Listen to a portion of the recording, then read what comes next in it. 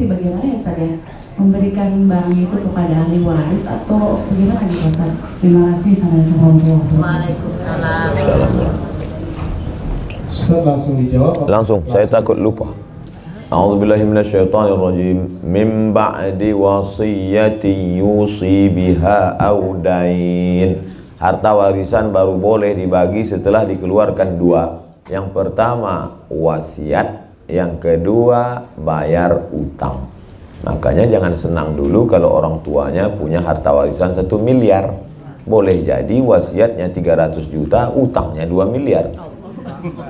Makanya jangan beli ruko ini, bermasalah karena antara ahli waris masih bertikai konflik. Begitu juga dengan wasiat dari orang meninggal untuk orang hidup maupun wasiat dari orang hidup untuk dia. Setelah dia meninggal kita serahkan ke ahli waris. Begitu juga dengan hutang piutang kita.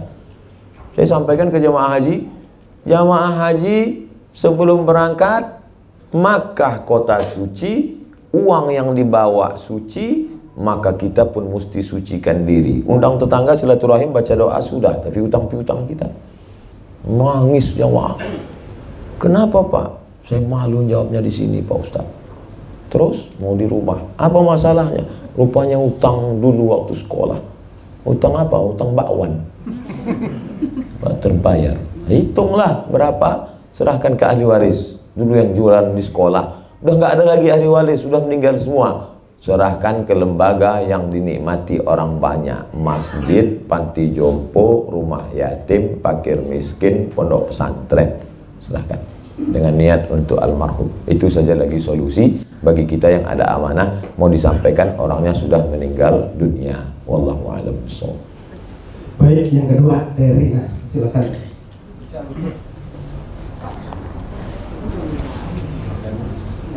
Baik, assalamualaikum warahmatullahi wabarakatuh. Waalaikumsalam warahmatullahi. Ustaz, saya mau tanya, kalau misalnya mencari keberkahan melalui makanan-makanan misalnya yang biasa dimakan oleh Habib, Ustazah, setelah misalnya diberikan tetapi sisa dari makanan-makanan Habib atau Ustazah itu tidak habis, apakah kita sebagai murid-muridnya ini untuk memakan sisa dari makanan Ustaz atau Ustazah atau Habib tersebut disyariatkan untuk mendapatkan berkah atau bagaimana? Terima kasih. Ada sahabat Nabi namanya Khalid bin Walid. Khalid bin Walid suatu hari kehilangan pecinya, topinya. Mana topi saya? Mana topi saya? Mana topi saya? Kata temannya, kenapa ente pusing nyari topi hilang? Di pasar kan banyak jual topi. Kata dia, bukan masalah topinya, tapi dalam topi itu ada rambut Rasulullah SAW. Itu dalil ngambil berkah dari fisik Nabi. Lalu kemudian tentang mengambil berkah dari keluarga Nabi, Zaid bin Thabit mencium tangan Abdullah bin Abbas. 3. Ada sahabat Nabi namanya Anas bin Malik. Seorang perempuan bernama Ummu Sulaim menyerahkan anaknya kepada Rasulullah SAW. Aku miskin, tidak punya unta, tidak punya kuda, tidak punya harta. Yang lain menyerahkan hartanya, aku tak ada, aku serahkan anakku untuk menjadi pembantumu ya Rasulullah. Umurnya 10 tahun. Anak itu bernama Anas bin Malik. Anas bin Malik menjadi pembantu Nabi 10 tahun. Apa kata Anas bin Malik? Aku cium telapak tangan Nabi, atyabu min rihil miski, lebih harum dari semerbak kasturi. Itu dalil mencium tapak tangan Nabi SAW. Aku rasakan tapak tangan Nabi, atyabu min rihil miski, lebih harum dari semerbak kasturi, lebih halus daripada sutra. Begitulah lembutnya tapak tangan Nabi Muhammad SAW. Ada sahabat Nabi namanya Asma. Asma melihat tempat air minum Nabi namanya qirbah. Qirbah itu kulit kambing yang dijahit untuk tempat air minum seperti film koboi. Geribah bahasa kita, bahasa Arabnya qirbah. Lalu setelah Nabi meninggal, qirbah itu diambil oleh Asma hanya untuk mengambil berkah minum dari bekas bibir Nabi Muhammad SAW.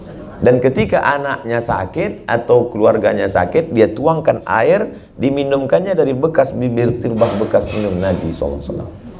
Lalu apa hubungannya dengan ustadz ustazah dengan Habib? Hadis menyebut al ulama warasatul anbiya, ulama pewaris para nabi. Di situ dasar pengambilannya. Kalau ustadz sendiri, saya lihat-lihat dulu. Saya lihat dulu ulamanya, saya lihat dulu. Nah, takutnya saya barokah nggak dapat, TBC pindah. Bukan berarti kita rasional. Duduk saya dengan Habib Ahmad bin Muhammad bin Alawi bin Abbas Al-Hasani Al-Maliki di Makkah. Habib Ahmad minum, saya minum minuman Habib Ahmad. Habis itu Habib Ahmad makan, saya makan sama dia. Habib itu Rasulullah SAW. Ini ada ustadz pendidikan nggak jelas, belajar kemana, rokok nggak putus. Oleh sebab itu maka idza ra'aita ar-rajul, kalau kau lihat ada orang yatiru fil hawa, terbang di atas awan, yamshi 'alal ma', berjalan di atas air, bisa terbang di awan, bisa jalan di atas air, la tartar, jangan tertipu, jangan terpukau, tapi pandanglah bagaimana istiqomahnya dalam agama. Ada guru kita, ustadz kita, habib kita orangnya wara, zuhud, rendah hati, berjamaah, zikir. Kita ambil barokah sesuai. Tapi masalah ini bukan paksaan, tidak masuk, bukan rukun, bukan syarat, bukan wajib, hanya termasuk mencari barokah dan fadilah. Dalilnya ada. Wallahu a'lam bishawab. Baik, yang ketiga silakan Pak. Assalamualaikum warahmatullahi wabarakatuh. Waalaikumsalam. Kami dari Batu Jajar Bandung ingin menanyakan, ada dua pertanyaan di Pak Ustadz. Yang pertama tentang haji. Nah, kita berangkat haji karena kaitannya dengan yang pegawai negeri sipil TNI Polri. Misalnya mereka ini diberikan utang oleh BRI misalnya dalam jumlah yang lebih besar. Namun dia dalam perjalanan hutang piutang ini dia sudah mampu untuk berangkat ke haji, sementara hutang piutang di BRI ini belum lunas. Nah, kaitannya dengan hadisnya itu mengatakan bahwa bagi orang yang mampu, katanya mampu itu berarti dalam arti mungkin secara finansial, secara fisik atau secara ilmu. Untuk yang pertama. Yang kedua, Pak Ustaz, boleh kedua ya? Dua boleh ya. Yang kedua, kaitannya dengan Bismillahirrahmanirrahim yang pernah kami pelajari. Huruf Bismillahirrahmanirrahim ini ada 19 huruf, namun di dalam ajaran ini selalu membawa ke arah kemakrifatan. Di dalam ajaran itu ya, kaitannya dengan sifat 20 sifat 20, sifat Allah yang ke-20 itu sampai mutakaliman itu sampai ke Bismillahirrahmanirrahim, mim terakhir. Kaitannya dengan huruf yang pertama yang tidak tertera di dalam Bismillahirrahmanirrahim, huruf alif rahasia itu katanya ada di dalam diri kita untuk melengkapi daripada 20 sifat tadi. Mungkin untuk penjelasan seperti itu. Demikian. Assalamualaikum warahmatullahi wabarakatuh. Waalaikumsalam warahmatullahi wabarakatuh. Pertanyaan pertama, bolehkah berhutang untuk ibadah? Kurban bulan Zulhijjah. Kita punya padi, nanti panennya bulan Muharram. Maka saya ngomong sama Haji, Pak Haji Titamtomo, ya, pinjam saya uang Pak 5 juta. Untuk apa Pak Ustaz?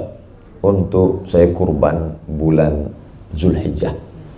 Insya Allah itu padi saya sudah menguning, nanti bulan Muharram panen. Boleh. Kenapa? Ini termasuk dain yurja ada hutang, tapi yang diharapkan membayarnya ada. Nah, itu boleh. Yang tak boleh itu, Pak Haji pinjam saya 5 juta. Bayarnya apa? Serahkan pada Allah SWT.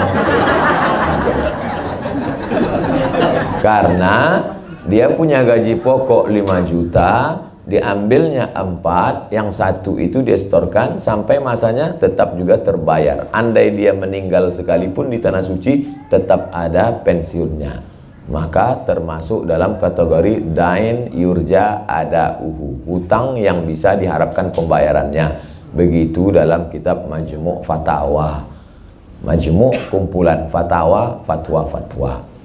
Tapi katanya yang berangkat itu walillahi 'alan nasi hijjul bait, dianjurkan berangkat man istata'a ilaihi sabila, bagi siapa yang mampu. Dia cukup mampu.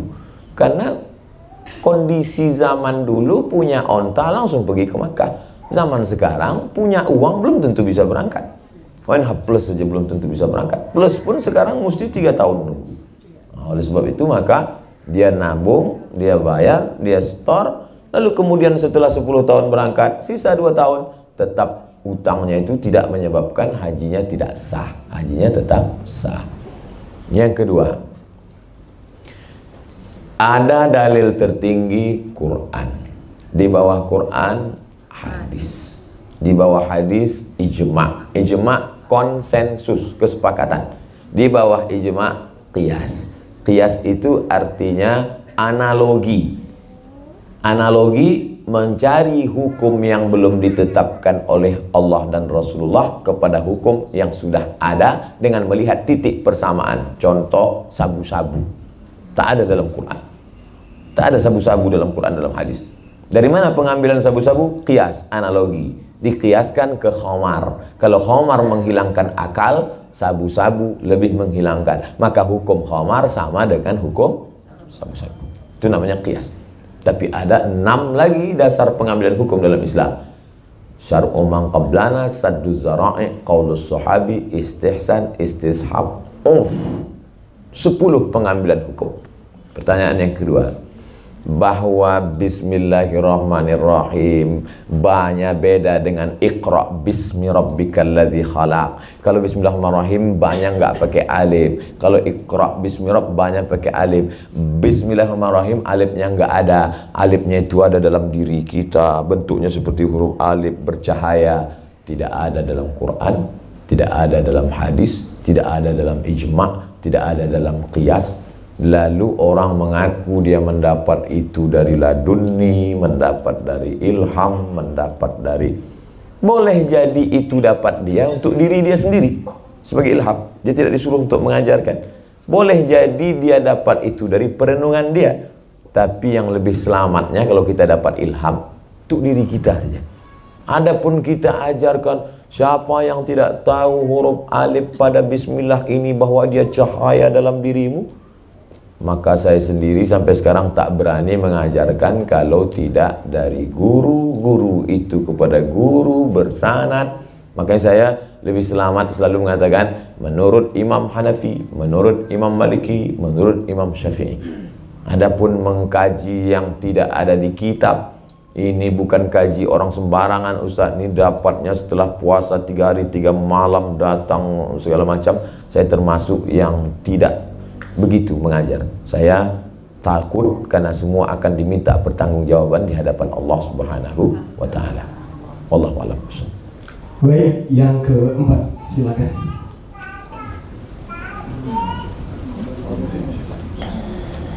Assalamualaikum warahmatullahi wabarakatuh. Waalaikumsalam warahmatullahi. Yang terhormat Sohibul Bait, yang saya hormati Ustaz Abdul Somad.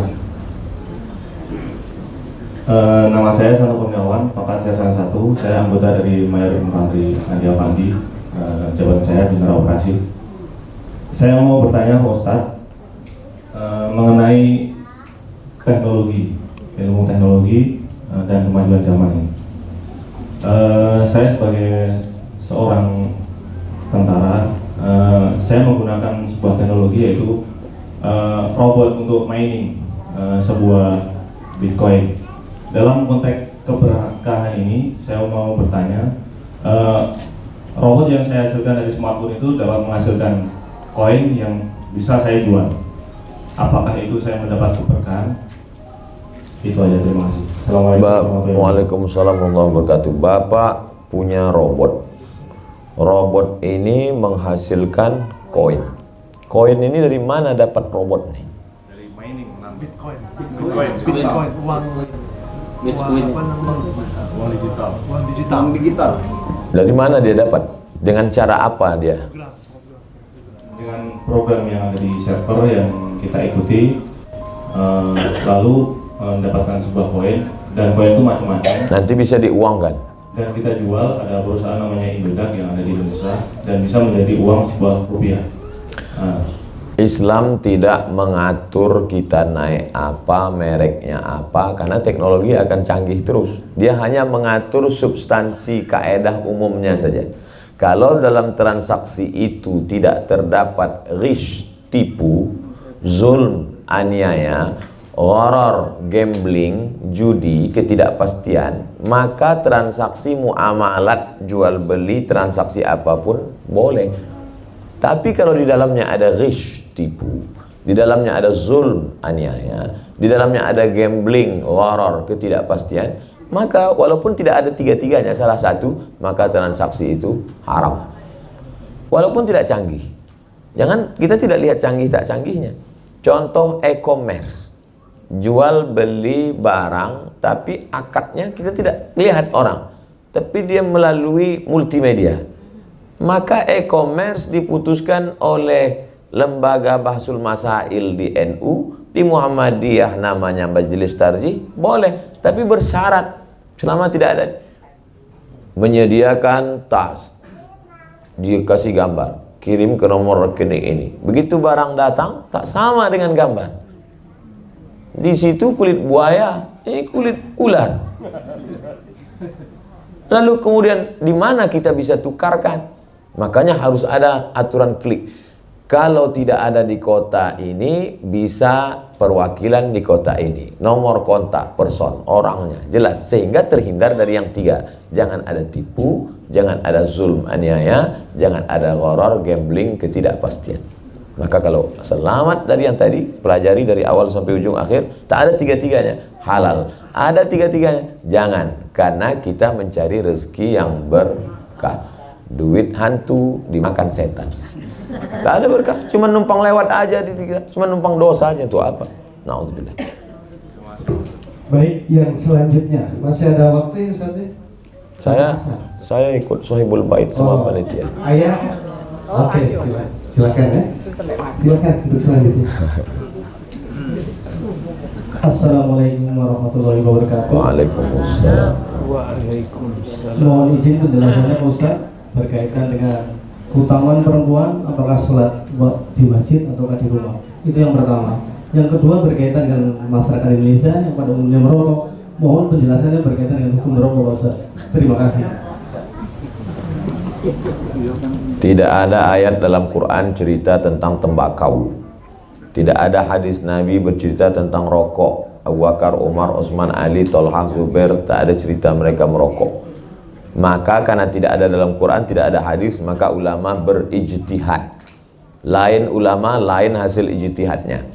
Hasil ijtihad Syekh Ali Jum'ah Mufti Mesir menetapkan rokok haram. Hasil ijtihad Mufti Mesir Syekh Nasr Farid Wasil, waktu saya kuliah, ditempel di dinding-dinding masjid. Mamnu tadkhin, dilarang merokok. At-tadkhin haramun syar'an, merokok haram. Majelis Tarjih Muhammadiyah menetapkan rokok haram. Menurut Majelis Ulama Indonesia, rokok haram bagi ibu hamil, ibu menyusui, anak-anak, orang tua, orang sakit. Tapi bagi orang yang sehat tidak sampai haram, hanya makruh. Saya hanya jelaskan semuanya, pilihlah. Kalau ulama memilih dalil, maka kita memilih hasil ijtihad. Ustaz sendiri merokok, saya tidak merokok. Ini masalah nomor dua. Masalah yang pertama, perempuan itu sholat di masjid apa di rumah? Pertama, kalau kita pergi ke Masjidil Nabawi, menghadap ke arah kiblat, pintu sebelah kiri itu ada tiga. Pintu Babul Baqi, Babu Jibril, di belakang Babu Jibril Babun Nisa. Masuk akalkah pintunya ada, orangnya nggak ada? Menunjukkan bahwa ada perempuan sholat di masjid. Dalil yang kedua, kata Nabi, khairu sufufir rijal, sebaik-baik saf laki-laki di depan, sebaik-baik saf perempuan belakang. Masuk akalkah Nabi ngatur sop perempuan kalau perempuannya nggak ada? Maka kalau seandainya perempuan nggak ada, pasti Nabi mengatakan sebaik-baik sop laki-laki sini, yang perempuan pergi pulang.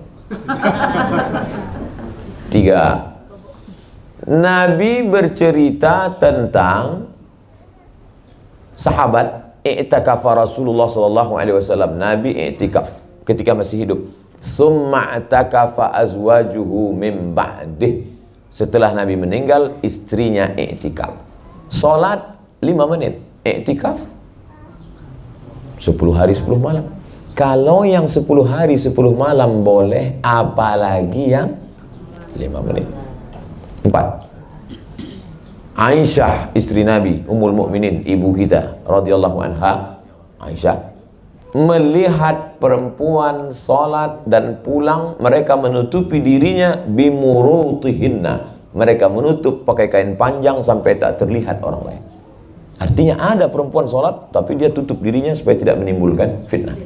5. Tentang seorang perempuan yang salat di zaman Nabi, mengikat tali di atas, lalu saat sholat itu dia berpegang ke tali itu, dia pegang kuat, saking panjang ayat imam supaya kalau dia ngantuk dia nggak tumbang.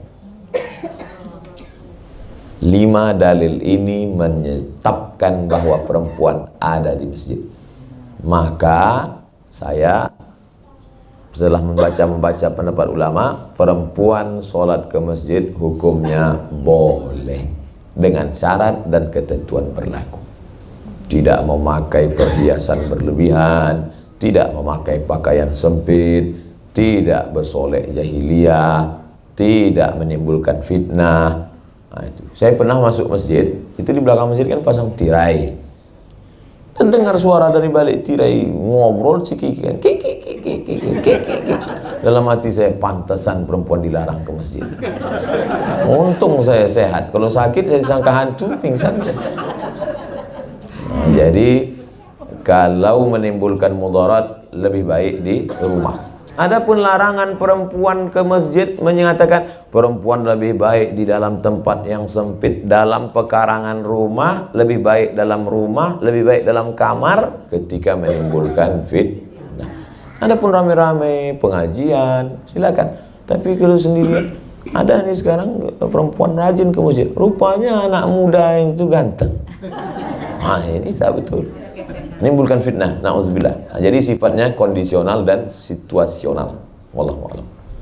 Baik, terima kasih Ustaz. Ini pertanyaan sebelum kita lanjutkan, ada pertanyaan titipan dari Sohibul Bait Ustaz. Jadi Bunda Hajalia ini punya masjid, satu di antaranya, karena masjid beliau bukan satu, di Pondok Aren, tempat nanti malam antum ceramah Ustaz. Nah, itu masjidnya itu ada BMT, Baitul Mal wa Tanwir, yang diperuntukkan untuk pedagang karena masjidnya ini berdekatan dengan pasar. Jadi pedagang yang nggak punya modal minjem ke BMT, atau anggota majelis taklim yang butuh duit pinjem ke BMT, tapi BMT mengambil keuntungan dengan bagi hasil. Pertanyaan dari beliau, Ustaz, bolehkah masjid ada bidang bisnis di dalamnya? Terima kasih, Ustaz. Ya. Zaman Nabi Muhammad SAW, fungsi masjid yang pertama, Nabi membuat masjid itu sebagai tempat menuntut ilmu. Makanya kalau ada masjid cuma tempat sholat aja, nggak ada pengajiannya, nggak betul. Karena Nabi selesai mengadakan sholat berjamaah, ada majelis ilmu. 2, masjid tempat menerima tamu. Makanya nanti kalau kita kebetulan pergi umroh, di sebelah kiri ada tiang, tertulis di atas tiang itu ada namanya Ustuwanatus Sarir, tiang tempat tidur. Karena di bawah itu dulu tempat tidur Nabi waktu i'tikaf. Ada di atas itu sebelah kiri ngarah kiblat Ustuwanatul Wufud, tiang tamu. Karena di bawah tiang itu dulu Nabi duduk menerima tamu. Bahkan datang tamu dari Najran, Yaman, disambut Nabi di dalam Masjid Nabawi. Artinya apa? Masjid mesti punya convention hall, masjid multi, masjid yang canggih. 3, Masjid dulu ketika terjadi peperangan Uhud, yang sakit-sakit dibawa diobati. Maka masjid mestinya punya pelataran, ada klinik gigi, ada klinik kulit, ada klinik bersalin. Sehingga yang datang sakit zohir, mentalnya kacau, sakit gigi, mendengarkan ayat Quran, mendengarkan, maka batinnya sembuh, syukur-syukur dia taubat. Suara dari pengajian masuk ke ruang-ruang itu sehingga ada convention hall, tempat penyewaan untuk menikah, sehingga orang menutup aurat. Terdengar suara azan, stop. Jadi masjid mesti begitu. Yang keempat, Nabi SAW membuka Masjid Nabawi. Ma baina baiti wa mimbari, antara rumahku dan mimbarku 22 meter panjangnya. Raudhatun min riyadil jannah, taman surga. Ini rumah Nabi, ini mimbar Nabi 22 meter. Jalan terus kemari ketemu pintu Babus Salam. Sekarang di Babus Salam itulah pasar kota Madinah.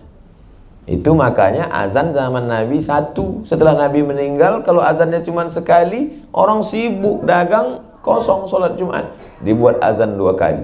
Azan pertama manggil hayya 'alas shalah, karena dekat jarak antara masjid dengan pasar. Mestinya masjid berperan. Karena kalau ustadz cuma mari sholat jamaah, mari sholat jamaah, orang nggak peduli. Tapi kalau siapa yang rajin sholat berjamaah, dapat pinjaman modal. Awal-awalnya dia mungkin tertariknya dunia, tapi lama-lama ada motivasi. Masjidnya idealnya begitu. Makanya Masjid Jogokarian di Yogyakarta, setiap cerita min terus, nol terus. Kemana uang itu? Dipergunakan untuk sosial, untuk. Adapun bagi hasil, maka dalam Islam yang haram itu riba. La ta'kulur riba, jangan kamu makan riba. Al-afam mudha'afah, berlipat ganda. Pinjam 100, bayar 120. Mau untung, mau rugi, pokoknya bayar 120. Sedangkan mudharabah tidak begitu bagi hasil. Ini 100.000, kamu dagang di pasar, nanti kalau untung 150, berapa persennya? Tentu pemberi modal takut rugi, maka kalau dia takut rugi, dia kumpulkan semua, diberi pembekalan, diberi, maka uang itu berputar. Uang ini sama seperti darah, darah harus berputar. Uang ini sama seperti air dalam sumur. Air dalam sumur mesti dikuras. Kalau tidak, dia akan busuk, akan butek, akan bau. Begitu juga dengan peredaran uang. Salah satu sebab mengapa orang stres, depresi, karena membungakan uang. Dia punya 1 M, dia letakkan. Mau untung, mau rugi, uang tetap mengalir. Tapi kalau 1 M dia pinjamkan, investasikan mudharabah. Yang ini ternak lele, yang ini ternak ikan. Ikan sama lele sama. Yang ini investasi, dagang, bisnis, yang ini jualan. Maka setelah uang dia dipakai orang, doanya lebih khusyuk. Malam itu dia tahajud. Selama ini uangnya di kamar. Tapi setelah dia investasikan, ya Allah, dagang mereka supaya laku, ya Allah. Sebab kalau nggak laku ini uang nggak banyak. Dan setelah itu dia kalau ketemu sama orang, silaturahimnya lebih erat. Apa kabar? Sehat ya? Sehat. Dia takut betul orang ini mati.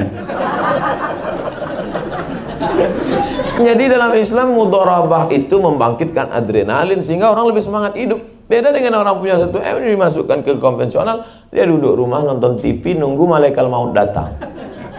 Begitu ekonomi Islam itu membangkitkan adrenalin untuk tetap hidup bersemangat. Wallahu a'lam.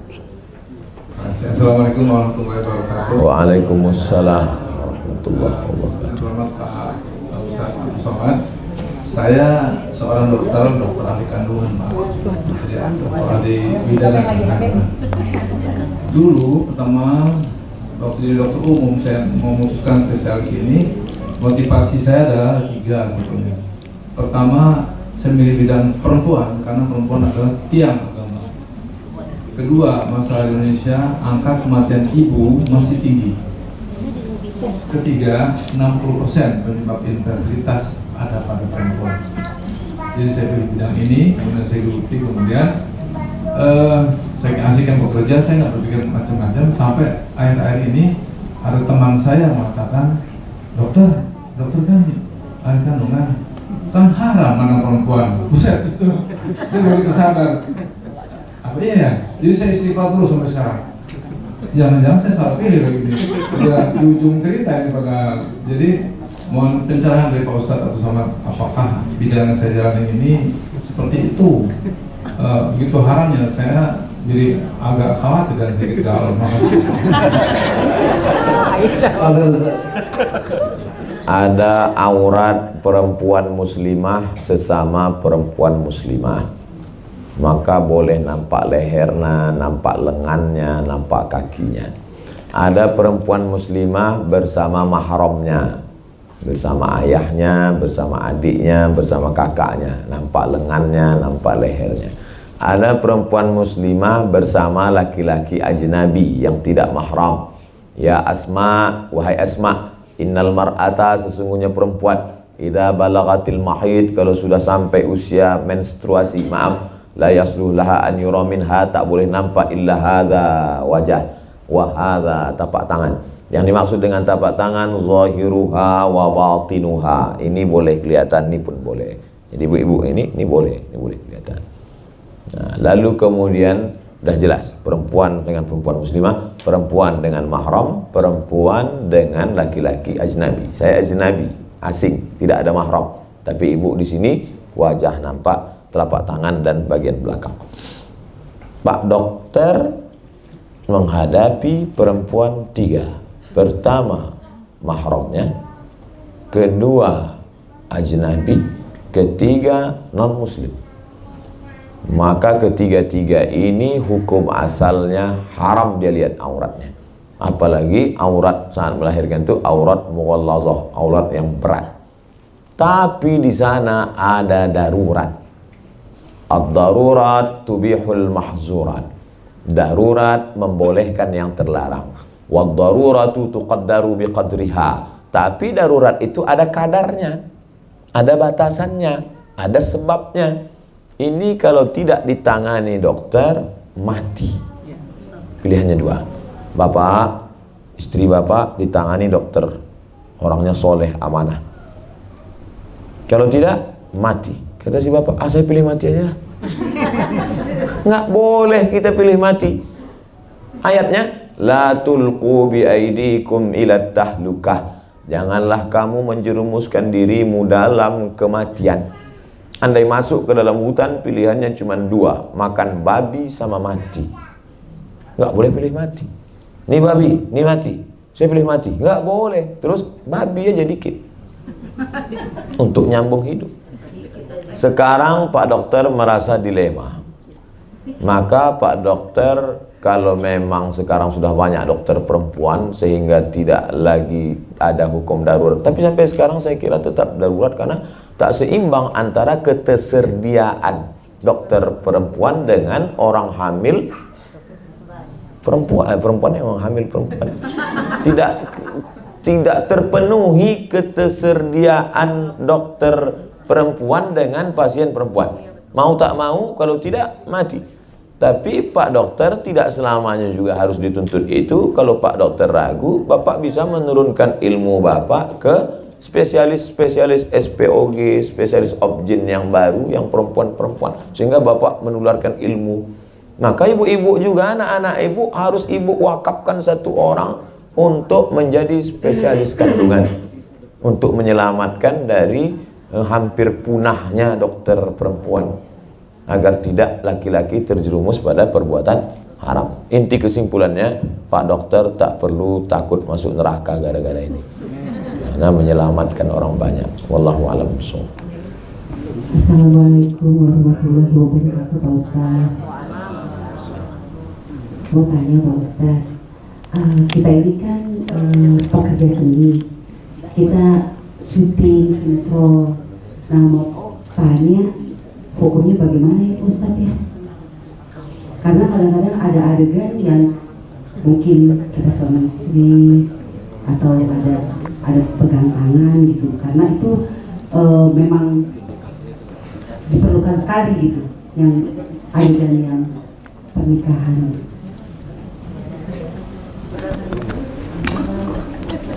Adegan berdua di satu tempat bisa dihindari karena di dalam kamar itu ada kameramen, ada lighting, ada sutradara, banyak. Jadi tidak terjebak ibu dalam la yakhluwanna rajulun ma'amra'atin illa ma'azi mahramin, tak boleh berdua-duaan laki-laki tak mahram sempat, bisa.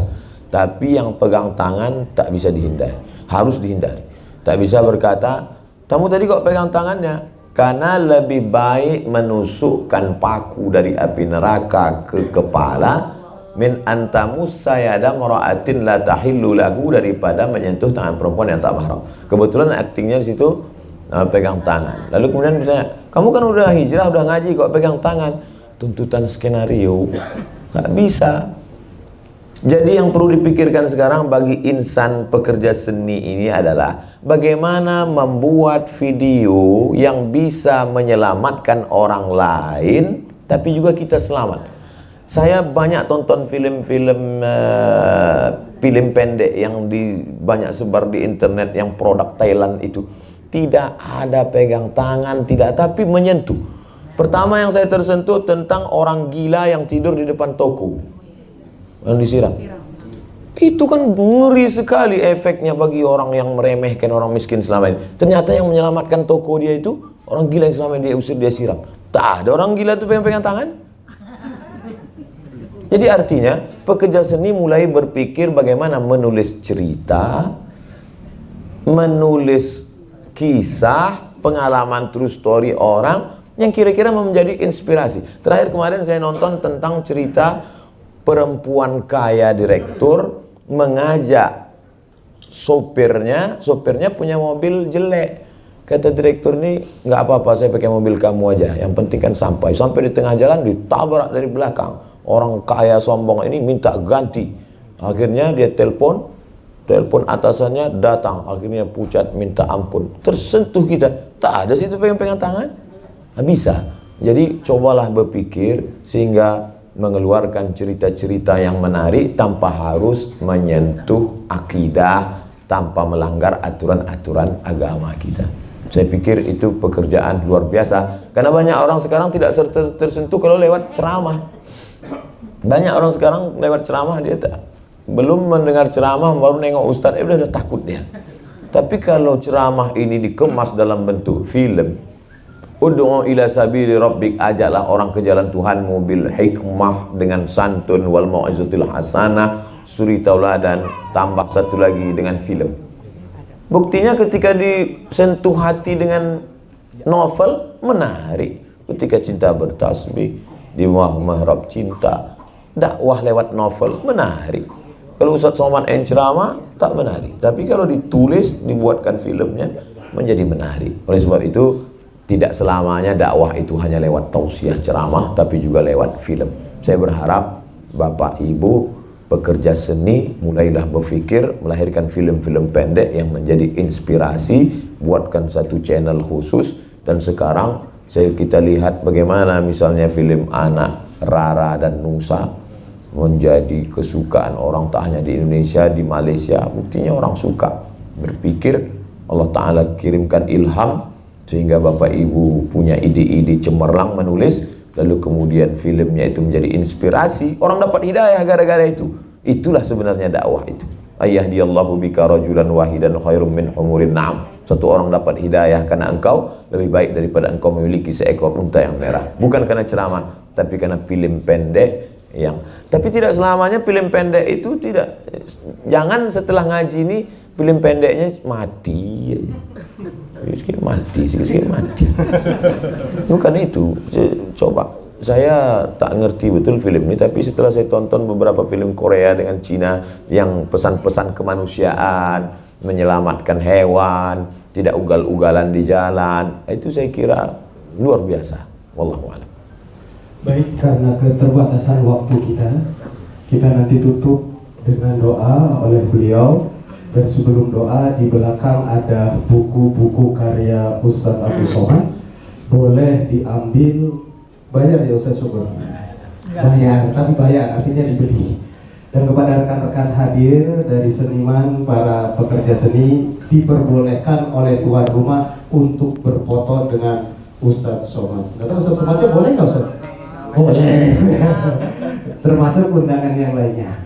Baik, sebagai penutup, mari sama-sama kita baca doa yang akan dipimpin oleh Ustadz Abdul Somad. Kepada beliau kami persilakan. Astaghfirullahalazim, astaghfirullahalazim, astaghfirullahalazim alladzi la ilaha illa huwal hayyul qayyum wa atubu ilaih. إلى حضرة النبي المصطفى محمد صلى الله عليه وسلم وآله الطيبين الطاهرين والعلماء العالمين والفقهاء والصوفيين والمحدثين والمفسرين شيء لله ولهم الفاتحة.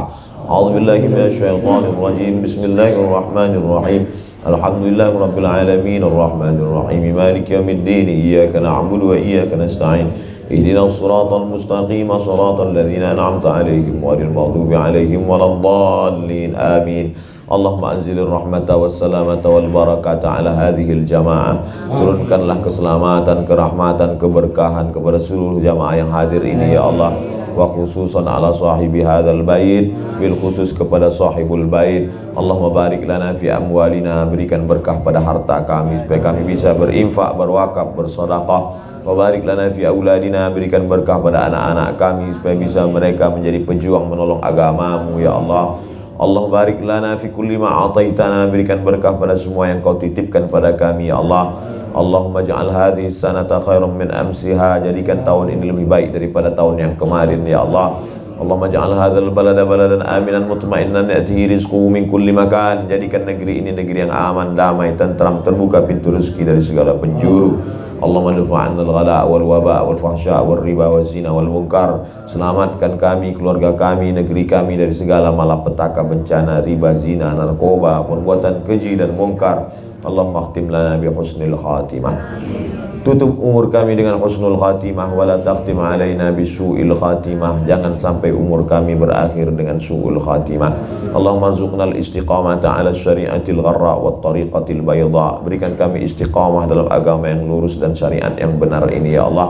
Allahumma ja'al akhir kalamina 'inda intihai ajalina, jadikan akhir kalam kami ketika ajal kami sampai, saat malaikat maut mencabut nyawa kami, yang keluar dari mulut kami adalah la ilaha illallah Muhammadur Rasulullah sallallahu alaihi wasallam. Kalimatu haqqin 'alaiha, dengan itu kami hidup, wa 'alaiha namutu, dengan itu kami mati, wa biha nub'atsu, dengan itu kami nanti dibangkitkan di padang mahsyar. Wa sallallahu ala sayyidina wa maulana Muhammad wa ala alihi wasallam. Walhamdulillahi rabbil alamin. Taqabbalallahu minkum minna wa minkum taqabbal ya karim. Terima kasih atas segala perhatian, bil khusus kepada Tuan Haji Tritamtomo beserta seluruh keluarga dan jamaah. Mohon maaf atas segala kesilapan dan kekhilafan Al-Faqir Abdul Somad, kepada habaib, kepada alim ulama. Saya tutup dengan wassalamualaikum warahmatullahi wabarakatuh. Mari sama-sama kita tutup dengan membaca hamdalah. Alhamdulillahirabbil alamin. Terima kasih. Assalamualaikum warahmatullahi wabarakatuh. Yang dari jauh-jauh artis kan. Yuk, mungkin dikoordinir.